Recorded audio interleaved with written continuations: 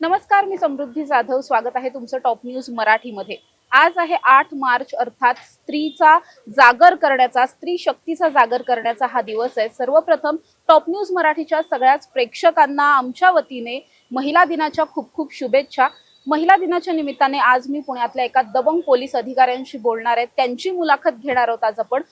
खरं तर अगदीच कराडपासून, साताऱ्यापासून चालू झालेला, एका छोट्या खेड्यातून चालू झालेला हा प्रवास, त्यानंतर मग पुण्यात येऊन स्पर्धा परीक्षांसाठी केलेली मेहनत, त्यानंतर तहसीलदार पदावर झालेली निवड. मात्र तहसीलदार व्हायचं नव्हतं, व्हायचं होतं ते एक डॅशिंग पोलीस ऑफिसर.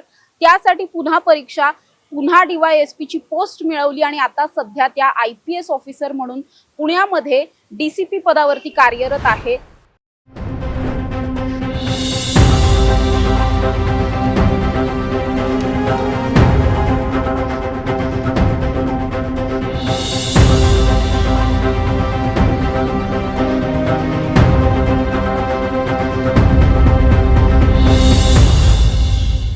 हा सगळाच प्रवास मी ज्यांच्याबद्दल सांगते, तुम्ही कदाचित ओळखलं असेल. मी बोलतेय पुण्यातल्या झोन 2 च्या DCP स्मार्तना पाटील मॅडम यांच्याबद्दल.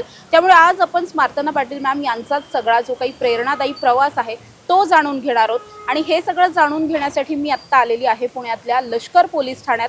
याच ठिकाणी झोन 2 चं कार्यालय आहे. या ठिकाणी वर त्यांची केबिन आहे. त्यामुळे चला मग थेट त्यांच्याशी संवाद साधण्यासाठी जाऊयात.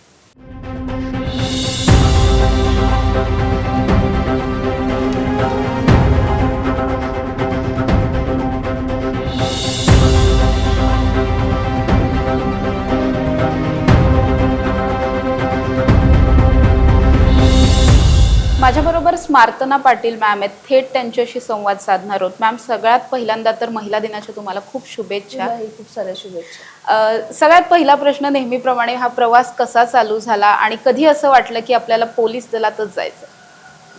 ॲक्च्युली माझं गाव तसं खेडेगाव आहे. कराडजवळ बनवडी म्हणून गाव आहे, ते खेडेगाव आहे. लहानपणापासून पोलीसबद्दल आकर्षण होतं, पण वाटलं नव्हतं की आपण पोलीसमध्ये जाऊ. आणि आमच्या म्हणजे माझ्या घरी पाटीलकी होती, पोलीस पाटील माझे काका होते त्यावेळेला. आणि ते पोलीस नाव त्याच्यामध्ये असायचंच, त्यामुळे थोडंसं असं वाटत होतं. परंतु त्यावेळेला माझं कन्फर्म नव्हतं. तर थोडीशी अशी धाडशी ही लहानपणापासून मी होतेच. काही नाही काय उचापती करत राहायचे खेळाच्या ह्याच्यात. बऱ्याच वेळेला लागायचं, हातपाय तुटायचे, अशा उचापती करत राहायचे लहानपणापासून. परंतु असं कन्फर्म नव्हतं माझं पोलीस डिपार्टमेंटला जायचं. तर कॉलेजला असताना, मी 3rd इयरला असताना, आमच्या सातारा जिल्ह्यामध्ये महात्मा फुलेंचं स्वप्न पूर्ण झालेलं आणि TV ला तशी बातमी आलेली. कारण सातारा जिल्ह्यामध्ये त्यावेळेला सगळ्या लेडीज ऑफिसर होत्या. म्हणजे कलेक्टर वंदना खुल्लर मॅडम होत्या, SP मीरा बोरनकर मॅडम होत्या, ॲडिशनल SP अर्चना तांगे मॅडम होत्या, जेल अधिकारी, अशा सगळ्याच लेडीज ऑफिसर होत्या. आणि तोपर्यंत मला बऱ्यापैकी कळायला लागलेलं होतं. त्यामुळं मग मी हे केलं की ठरवलं की आपणही असं का बनवू नये. आणि त्या दृष्टीनं मग तिथून पुढं माझे प्रयत्न सुरू झाले. मॅम, हा सगळा प्रवास तर तुम्ही अगदी लहानपणापासूनचा सांगितलात. मात्र तिथून आत्ता जिथे तुमचं पोस्टिंग आहे त्याच पुण्यामध्ये तुम्ही एकेकाळी विद्यार्थी म्हणून कष्ट केलेले आहेत. ती सगळी मेहनत कशी होती, तो प्रवास कसा होता? हां, ते बरोबर आहे. कारण त्यावेळेला आता मोठ्या प्रमाणावरती याच्यामधलं मटेरियलला उपलब्ध असतं या परीक्षांचं वगैरे, पण त्यावेळेला तसं काही नव्हतं. आणि कराडसारख्या शहरात तर ह्या गोष्टी मिळणं थोड्या अवघडच होत्या. त्यामुळे मला पुण्यामध्ये यावं लागलं. पुण्यामध्ये मी क्लास चालू केला होता. डॉक्टर कमलेश सोमन यांचा मराठी लिटरेचर मी सब्जेक्ट घेतलेला, त्यामुळे त्यांचा क्लास लावलेला होता. दॅट टाईम मी सेवा सदनच्या हॉस्टेलला राहत होते आणि तिथूनच हे क्लासेस वगैरे करायचे. आणि मोस्टली मी जास्त सेल्फ स्टडीला याच्यामध्ये प्राधान्य दिलेलं होतं. मॅम, तुम्ही 3 बहिणी होतात आणि सुरुवातीपासून कुठेतरी वडिलांना वाटत होतं की तुम्ही MBBS व्हावं किंवा मेडिकल क्षेत्रात जावं. तिथे थोडंसं वडिलांना कन्व्हिन्स करण्यासाठी काही करावं लागलं का? हां, थोडंसं ते अवघड काम होतं. कारण खेड्यातलं वातावरण, पाटीलकी घरात असल्यामुळं थोडंसं तेवढा स्कोप नव्हता. पण माझे वडील प्रोफेसर होते, तसे ते स्वभावानं खूप शांत होते. आणि त्यांच्या स्वभावानुसार त्यांना वाटत होतं की मुलीने एक शांत जीवन ॲक्सेप्ट करावं. त्यामुळं माझं या क्षेत्राचं त्यांना थोडंसं मान्य नव्हतं. पण MBBS न करता मी फार्मसी केलेलं होतं. त्याच्यामध्ये त्यांची संमती होती. तसं त्यांना काहीच प्रॉब्लेम नव्हता मी फार्मसी केल्यामुळं. परंतु नंतर थोडंसं इकडे येण्यासाठी थोडा स्ट्रगल करावा लागला आणि तो केला. फायनली त्यांनी हे ॲक्सेप्ट केलं. आणि त्याच्यानंतर मी ह्या एक्झाम देऊन DYSP झाले. आणि एकदा झाल्यानंतर देन त्यांनाही खूप प्राऊड फील झाला की शेवटी माझ्या मुलीनं मिळवलं. मॅम, इतक्या वर्षांचा हा प्रवास आहे, जवळपास 20 वर्ष झालं तुम्ही पोलीस दलात कार्यरत आहात. अशी एखादी केस आता आठवते का, की जी केस सॉल्व्ह केल्यानंतर एक महिला म्हणून, स्त्री म्हणून खूप समाधान वाटलं असेल? नाही, अशा केसेस तर आमच्याकडे बऱ्याचशा येतात, परंतु स्त्रीशी संबंधितच म्हणाल तर मी पालघरला पोस्टिंगला असताना नवरात्राच्या पहिल्या दिवशी सकाळी 6-6:30ला मला कॉल आला होता की एका लहान मुलीची बॉडी मिळालेली आहे. आणि दॅट डे म्हणजे थोडंसं हे अवघड असतं की लहान मुलाचं कोण शत्रू असू शकतं एवढ्या लहान मुलीला वगैरे. आणि नवरात्राचा पहिला दिवस होता, त्यामुळं मग मलाही थोडंसं हे झालं की मी शेवटी देवीला म्हटलं, माते आता तूच ह्याच्यामध्ये मला मदत कर म्हटलं. आणि तिथं गेले आणि तिथं गेल्यानंतर पाहिल्यावरती खूपच वाईट वाटलं. त्या बाळाची बॉडी पाहून, एकदम छोटीशी मुलगी होती ती, शेतामध्ये ती बॉडी मिळालेली होती. मग आम्ही त्याच्यामध्ये इन्व्हेस्टिगेशन सुरू केलं आणि तिला न्याय देणं हे माझ्यासाठी फार प्रायोरिटी होती. मग तिची आई म्हणा किंवा तिच्या आईचं जे हे होतं, तिची ॲक्च्युली मॅरिड नव्हती तिची आई, तिच्यावरती कुणीतरी रेप केलेला होता ज्याच्यातून ह्या मुलीचा जन्म झालेला होता. अशा कंडिशनमध्ये हे सगळं शोधणं थोडंसं अवघड होतं. पण फायनली संध्याकाळपर्यंत आम्ही आमचे इंटरोगेशन आणि इन्व्हेस्टिगेशननं तो मर्डर कुणी केला ते ओपन केला. आणि तो तिच्या मामानेच केलेला होता, की जो मेंटली विकृत होता, लहान मुलांच्या बाबतीत वाईट गोष्टी करायचा. आणि तसाच प्रयत्न ह्या मुलीच्या बाबतीत केला. आणि तो करत असताना त्यानं त्या मुलीचं जे तोंड दाबलेलं होतं त्याच्यामध्ये तिचा श्वास गुदमरून मुलगीचा मृत्यू झालेला होता. पण त्यानं प्रयत्न एक करायचा, हे म्हणजे प्रयत्न केला होता तिच्या बाबतीत ही वाईट गोष्ट करण्याचा, पण ती सक्सेसफुल होऊ शकली नव्हती. आणि त्या ह्याच्यातच त्या मुलीचा जीव गेलेला होता. जवळपास दुपार ते संध्याकाळच्या दरम्यानपर्यंत आम्ही हा मर्डर डिटेक्ट केलेला होता. त्यामुळे मला थोडंसं एक हे वाटलं की बाबा ॲटलिस्ट आपण लवकरात लवकर हे इन्व्हेस्टिगेशन कंप्लीट करू शकलो. कारण त्या केसमध्ये प्रेशर खूप होतं. मुलगी लहान होती आणि त्याच्यात मुलगी होती आणि तिच्या बाबतीत असा प्रकार झालेला. त्यामुळे ती खूप प्रेशर करणारीच हे होती, केस होती. मॅम, अशी केस तुम्ही सांगितलीत की ज्यामुळे कुठेतरी प्रेशर क्रिएट झालं होतं आणि जी तुम्ही अगदी सक्सेसफुली सॉल्व्ह करून दाखवलीत. मात्र एक महिला पोलीस अधिकारी म्हणून प्रत्येक ठिकाणी जसं महिलांना कुठेतरी एक दुय्यम स्थान दिलं जातं, किंवा अनेकदा आपल्याला आपल्याच पुरुष सहकार्यांपासून कधीतरी असं वाटतं की महिला म्हणून आपल्याला काहीतरी निगेटिव्ह वाईब्स येत असतात, किंवा असं कधी तुम्हाला जाणवलं का या सगळ्या काळात? No, never. मला असं कधीच जाणवलं नाही. कदाचित ती वेळही आली नाही माझ्यावरती कधी. मी एक ऑफिसर म्हणूनच इथं जॉईन झाले आणि एव्हरी टाईम माझ्या वरिष्ठांनी माझ्यावरती विश्वासच दाखवला. अशी कधी वेळ आली नाही. आणि दुसरी गोष्ट, आपण पाहायला गेलो तर आपल्याला असं वाटतं की महिला म्हणून आपल्याला एखादी गोष्ट फेस करावी लागते. पण त्याच्यापेक्षा मला एक माहिती आहे की जीवनात सक्सेसफुल व्हायचं असेल तर पुरुषांनाही तेवढेच हर्डल पार करावं लागतात. प्रत्येकाला प्रूव्ह करावं लागतं. म्हणजे सर्वायवल ऑफ फिटेस्ट हा जो नियम आहे तो दोघांनाही लागू पडतो. त्यामुळे मी पाहिलेलं आहे की एकट्या मलाच नाही, माझे कुलिग्स असतील, माझे इतर सहकारी असतील, त्यांनाही स्वतःला बऱ्याच वेळेला प्रूव्ह करावं लागतं की they are capable for this job आणि ते व्यवस्थित करू शकतात. ही स्ट्रगल तर सगळ्यांनाच असतं. त्यामुळे मला तसा कधी फील आला नाही एवढा. मॅम, इतक्या सगळ्या वर्षांचा हा तुमचा इतक्या केसेस तुम्ही सॉल्व्ह केल्या असतील या सगळ्या कार्यकाळामध्ये, मात्र अशी एखादी केस की जी खूप जास्त लक्षात राहिली, किंवा असं वाटलं की यार ह्यात आणखी काहीतरी करता आलं असतं, किंवा कुठेतरी आपण कमी पडलो, असं कधी जाणवलं एखाद्या केसच्या बाबतीत, किंवा फार इमोशनली तुम्ही अटॅच झाला होतात? नाही, केस तर बऱ्याच सॉल्व्ह केल्या, परंतु केस सॉल्व्ह करताना आम्ही शेवटी ती अशी सॉल्व्ह करतो की मागं काही राहणारच नाहीये.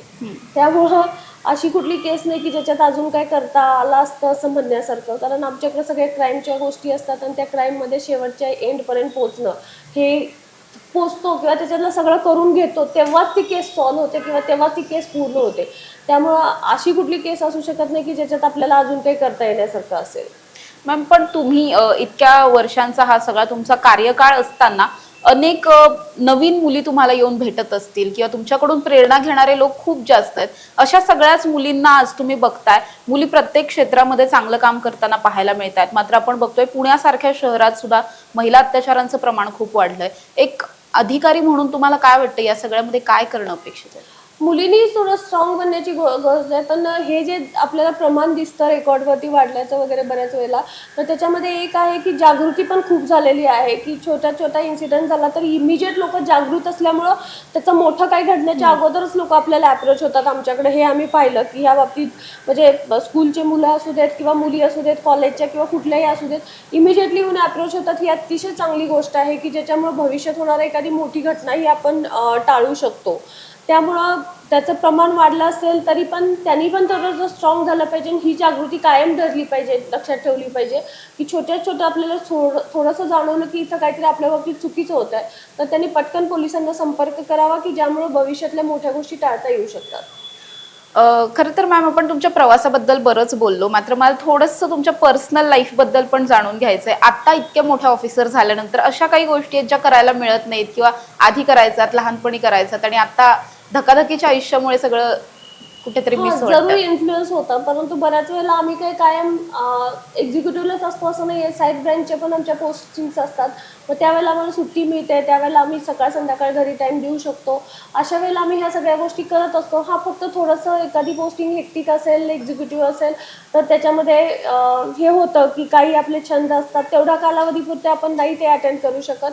पण देन आपण ज्यावेळेला दुसऱ्या बाजूला जातो त्यावेळेला ह्या सगळ्या गोष्टी करता येतात आणि मी तर माझ्या घरातले सगळे सण मोस्टली करतेच. 5-10 मिनिटं का होईना वेळ देते त्याच्यासाठी आणि मग ड्युटीवरती जाते. मॅम, छंदांचा विषय काढलायत म्हणून विचारते. छंद नेमके कुठले होते लहानपणापासून की अजूनही काय आवडतं मला करायला? ॲक्च्युली फोटोग्राफीचा छंद होता आणि रीडिंगचा छंद होता. खेळायचे मी बऱ्यापैकी, आता ते थोडंसं बंद झालेलं आहे. आता फक्त एक्झरसाईज पुरतं मर्यादित राहिलेलं आहे ते. परंतु मला फोटोग्राफी आणि रीडिंगचा हे होता. आजही मी रीडिंग वेळ मिळेल तसं रीडिंग करत असते आणि नवीन-नवीन गोष्टी जाणून घेण्याचा प्रयत्न करत असते. काही-काही वेळेला सोशल मीडियामधूनही माहिती मिळते, तर त्या दृष्टीनेही मिळवायचा प्रयत्न करते आणि मला मोस्टली आध्यात्मिक स्पिरिच्युअल रीडिंग करायला जास्त आवडतं. त्यामुळे मी काही व्हिडिओ किंवा काही असे ऑडिओ असतील तर त्याच्यामधले ऐकते, जर रीडिंगला वेळ नाही मिळाला तर. इतकं करिअर मॅम तुमचं खूप स्टेबल आहे, खूप चांगला ग्रोथ तुम्ही पहिल्यापासूनच केलेली पाहायला मिळते. मात्र पुढे आणखीन काय करायची इच्छा आहे किंवा हे क्षेत्र सोडून आणखीन काहीतरी वेगळं रिटायरमेंटच्या वेळेस वगैरे आपण असं प्लान करतो काहीतरी, असं हां, काही त्यावेळेला ठरवलंय? मोस्टली मी सोशल वर्कमध्ये स्वतःला इन्व्हॉल्व करून घेण्याचा प्रयत्न करेन आणि माझ्या ज्ञानाचा जेवढा लोकांना उपयोग करून देता येईल ह्याच्यातल्या अनुभवाचाही, त्याचा मी जास्तीत जास्त प्रयत्न करेन. शेवटचा प्रश्न आहे मॅम. आज महिला दिन आहे. महिला दिनाच्या निमित्ताने आपण बोलतोय. सगळ्याच महिलांना, तुम्हाला ॲडमायर करणाऱ्या, तुमच्यापासून इन्स्पिरेशन घेणाऱ्या सगळ्याच मुलींना काहीतरी छोटासा मेसेज द्यायचा असेल तर काय? जरूर. स्त्री ही एक अखंड ऊर्जेचा स्तोत्र आहे आणि तिनं ठरवलं तर ती समाज घडवू शकते, समाज बदलवू शकते. एवढी मोठी ताकद तिच्यामध्ये आहे. कारण मुलाला आणि मुलीला जन्म देणारी ही स्त्रीच आहे. त्यांच्यावर संस्कार करणारी ही स्त्रीच आहे आणि त्या स्त्रीनं जर ठरवलं की ह्या समाजामध्ये एक चांगलं व्यक्तिमत्व आपण निर्माण करून द्यावं आपल्या मुलाच्या, मुलीच्या रूपानं, तर मला वाटत नाही स्त्री ही दुय्यम दर्जाला राहील. कारण तिनं बनवलेला तो समाज नंदनवनासारखा असेल आणि तिथं स्त्रिया ह्या सुरक्षित असतील. तर स्त्रीचं पहिलं हे कर्तव्य स्त्रीनं आयुष्यामधलं लक्षात घेतलं तर हा समाज खूप चांगल्या प्रकारे बदलू शकतो. आणि आजची स्त्री ही बऱ्यापैकी ह्याच्यामध्ये बदललेली आहे. खूप चांगले तिनं स्वतःमध्ये बदल करून घेतलेले आहेत की ज्यामुळे जीवनाच्या सगळ्याच अंगांना ती स्पर्श करून जाते. डॉक्टर बनून, इंजिनियर बनून, ज्या स्त्रीला पूर्वी संरक्षणासाठी इतरांच्यावरती डिपेंड राहावं लागायचं, ती स्त्री आज मिलिटरीमध्ये आहे, पोलीसमध्ये आहे. तर ही एक नव्या युगाच्या परिवर्तनाची नांदीच आहे आणि ती अशीच कायम ठेवावी. सगळ्या स्त्रियांनी स्वतःवरती विश्वास ठेवावा. आपल्या आत्मविश्वासाच्या बळावरती त्या अगदी आसमानाला सुद्धा गवसणी घालू शकतात. मॅम, पुन्हा एकदा तुम्हाला महिला दिनाच्या खूप खूप शुभेच्छा. तुमचा हा सगळाच प्रवास प्रचंड प्रेरणादायी आहे. अशाच ताज्या आणि महत्त्वाच्या बातम्यांसाठी पाहत राहा टॉप न्यूज मराठी. आपला महाराष्ट्र, आपली बातमी.